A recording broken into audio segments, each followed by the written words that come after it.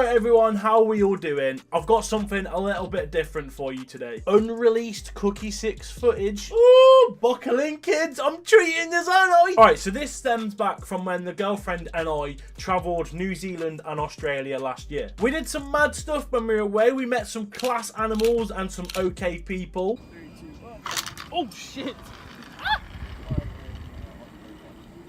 But we also had a fair bit of time on buses in Australia, particularly some 12-hour ones and some overnighters. That was a lot of thinking time for me. Well, actually, when I could think, because I had some smelly French woman sat next to me for a 12-hour journey who kept nudging me every time I tried to go to sleep. Now, I didn't like that baguette-eating dickhead frog. In-betweeners reference there.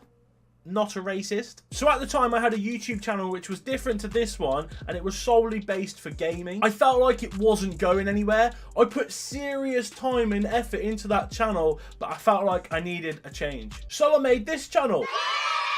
This was going to be the channel that it is today. Me and the stuff I'm interested in. Now I still don't know what this channel completely is. Like, is it a news channel? Am I a commentary channel? Maybe this is a sports channel. What about the drama? I guess it's just an overview of me, a jack of all trades, master of none. On one of those bus journeys that didn't involve a smelly French woman, I thought about my life and what it was going to be like when I came back to the UK. I suppose because you're on such a high when you're travelling, constantly doing amazing things, I was looking ahead at what it was going to be like for when we arrived back in the UK and what I was actually coming back to. Aside from my family, friends and obviously my dogs, my life had stopped.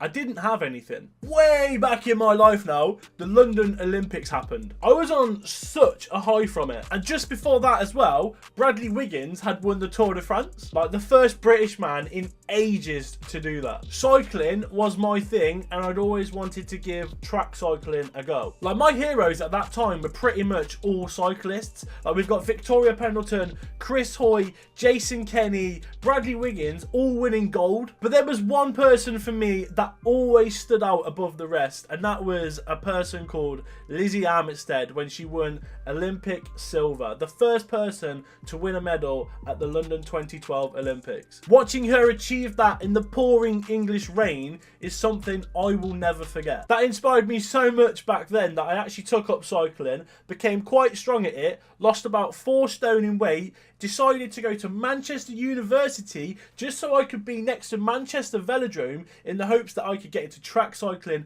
and then be put forward for Rio 2016. Dream big and all that. Fast forward to being on that bus in 2018. I'm 18.5 stone. I've never attempted track cycling and I'm going home with nothing to look forward to. So I decided I'm going to make a documentary. I'm going to become a track cyclist. I do have something to look forward to. So that's what I did, or attempted to do. I asked my friend Tim to help me film a few bits that we could put forward to make a little pilot to see if this was actually something we wanted to do and if we could do it. So I guess in the video, that's where we are now. Here's the pilot we had recorded. Not many people have seen this because it never went anywhere, and I'll explain why after, but I hope you enjoy it anyway.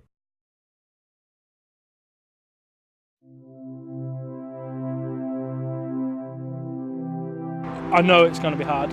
Like that's a massive wake-up call.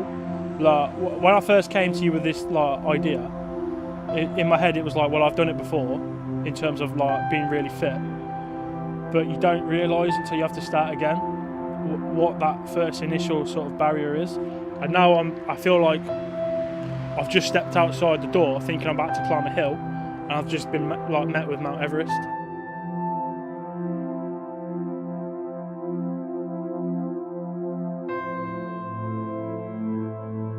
Today is about proving that I can get through mental barriers.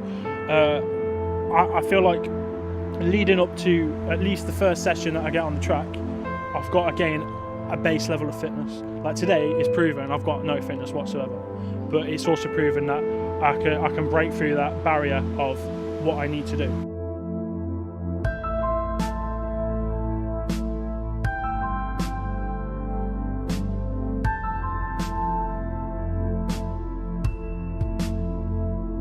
It's really rewarding though. Like exercise for me, I don't do it enough, entirely, I don't do it enough. But it's one of those, when you work yourself to your absolute limit, I always, for me especially, I always feel this massive sense of pride afterwards. Like, although I'm in like pain, like right now, like I'm coughing, I'm sort of like, I feel like my energy's gone. I feel a big sense of achievement.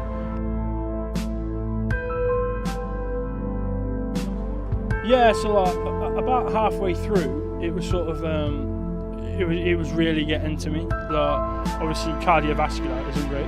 Like my heart's just not pumping like fast enough. Do you know what I mean? It's like it can't cope with that sort of shit. So I was finding it really difficult, and I had to stop for a sec just to sort of regain everything. And then when you was like, you gotta go again, I was like, nah.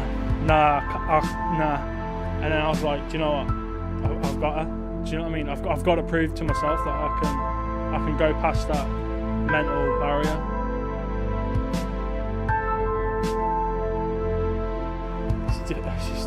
Still feeling it now.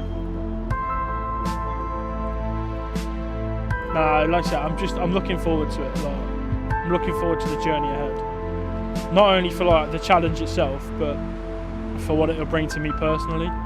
Like a more healthier lifestyle. Just a better. I can sort of appreciate the way I look a bit more. Do you know what I mean? And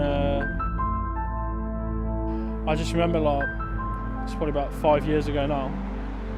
I could ride 60, 70 miles, come back, go for a run. Do you know what I mean?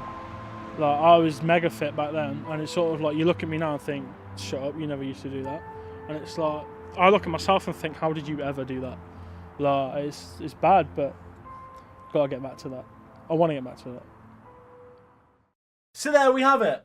It didn't go ahead for a variety of reasons, really. I was busy with restaurant work, and that was completely debilitating. We had financial issues, creative differences, logistical worries, and it just felt like everything we were trying to do was completely against us. So that's why it never happened. The plan was to film a multiple part story from inception to completion, starting on the road to then learning the track and then finishing with a race to see if I could make it as a track cyclist. The idea was there, and I guess it pretty much still is. I'd love to be able to do something like this. Maybe in the future, who knows? But I guess for now, this is the documentary that never happened.